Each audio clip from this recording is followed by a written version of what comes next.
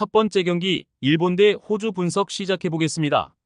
일본은 지난 주말 경기에서 사우디를 잡고 조 1위를 굳혀가고 있다.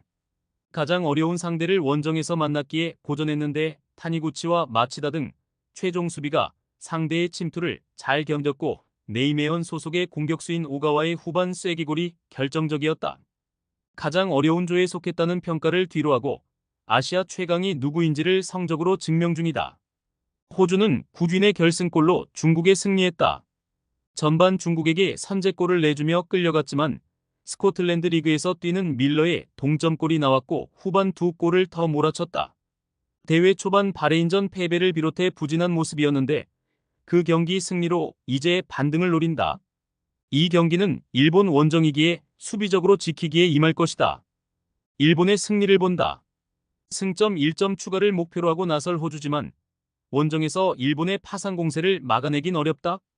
포르투갈 리그 최고의 볼란치인 모리타를 필두로 엔도와 쿠보 등이 중원에 나서 공격 전개를 책임질 수 있고 마에다와 우에다, 미나미노가 기회를 노릴 일본이 승리할 것이다. 두 번째 경기 대한민국 대 이라크 분석 시작해보겠습니다. 한국은 지난주 경기에서 요르단에 승리했다. 손흥민이 부상으로 합류하지 못한 상황에서 아시안컵 패배를 안긴 요르단을 만났는데 완승했다. 경기 중 황희찬과 엄지성 등이 부상을 당하며 그라운드를 떠나는 악재도 있었지만 이재성의 선제골에 이어 오현규가 승부의 쐐기를 박았다. 외적으로 시끄럽긴 하지만 김민재와 조유민, 서령우가 나선 수비가 안정적이었고 배준호와 홍현석 등이 에너지를 불어넣었다.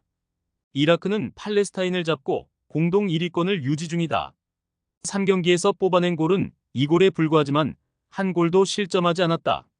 징계로 빠진 술라카를 대신해 나선 유누스를 비롯해 타으신과 도스키 등의 수비가 다시 한번 안정감을 보였고 압둘라의 중원 수비 가담도 원활했다. 한국의 승리를 본다. 손흥민과 황희찬이 동시에 빠지는 경기지만 이강인과 이재성, 오현규 등이 왕성한 활동량을 보이며 이라크의 수비진을 몰아칠 수 있다.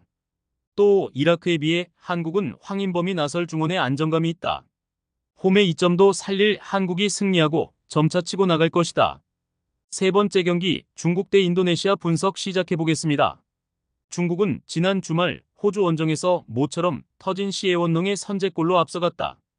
우레이가 빠진 라인업이었기에 고전이 예상됐는데 기분 좋은 선제골이 나왔었다. 그러나 그 후 연달아 3골을 허용하며 다시 패했고 최하위를 벗어나지 못했다. 브라우닝과 헤이난두 등이 공수에서 최선을 다했지만 떨어진 경기력이 쉽게 올라오지 않는 모습이다. 인도네시아는 바레인 원정에서 승리를 가져가는 듯 했다.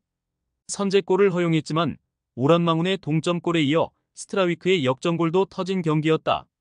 그러나 추가 시간 6분이 훌쩍 지난 후반 99분 동점골을 허용하며 승점 1점에 만족해야 했다. 신태용 감독이 경기 후 격한 감정을 드러내는 등 심판 판정이 아쉬웠다. 그래도 제너와 힐거스 등 귀화 선수들의 경기력은 꾸준했다. 접전을 본다. 대회 시작 이후 전패를 당한 중국의 분위기가 좋지 않은 건 사실이다. 그러나 그나마 할만한 팀을 홈에서 만난다는 점을 감안해야 한다. 원정에서 다소 라인을 내리고 경기에 임할 인도네시아 상대로 중국이 승점 1점은 가져갈 수 있을 것이다.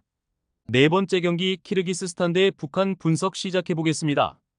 키르기스스탄은 카타르 원정에서도 패하며 아직 3차 예선 승점을 신고하지 못했다. 올림픽 대표 레벨에서는 강팀으로 올라왔지만 아직 어대표팀 성적은 아쉽다. 우즈벡 리그에서 손꼽히는 공격수인 코조가 있긴 하지만 우즈데노프와 압둘라 마노프 등 중원의 지원이 적고 올루의 한 방이 터지지 않고 있다.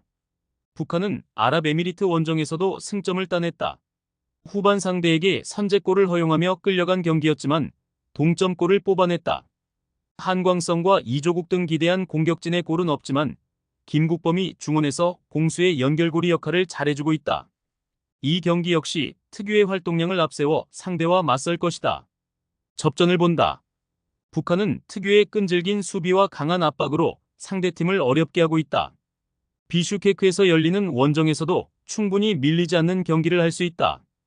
단 키르기스스탄의 홈 경기력이 떨어지지 않는 데다 코즈마예프와 자리부베코프 등이 북한의 역습을 저지할 것이기에 승점을 나눠 가질 것이다.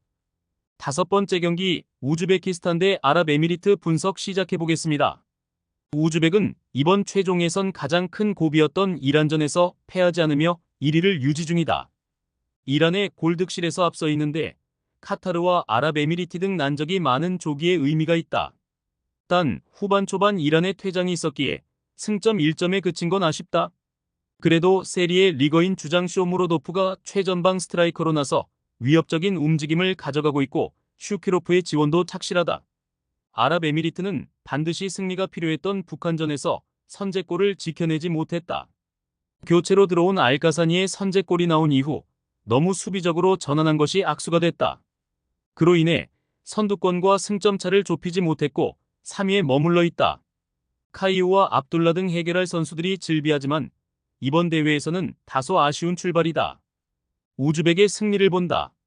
아랍에미리트는 카이우와 압둘라 등이 역습 상황에서 공격을 주도할 것이다. 그러나 알리쿨로프가 라인을 안정적으로 유지 중인 우즈벡 수비를 넘지 못할 것으로 보인다. 슈키로프와 함노베코프가 중원에서 상대의 침투를 저지하며 역습으로 전환할 수 있고 쇼무로도프가 해결할 우즈벡이 승리할 것이다. 최종 조합은 영상 아래 고정 댓글로 말 걸어주시면 오늘 정보방에서 무료로 공유해드립니다. 제발 손해보면서 토토하지 말고 다같이 웃으면서 즐겁게 베팅합시다. 함께 하실 분들은 부담 갖지 마시고 편하게 말 걸어주세요.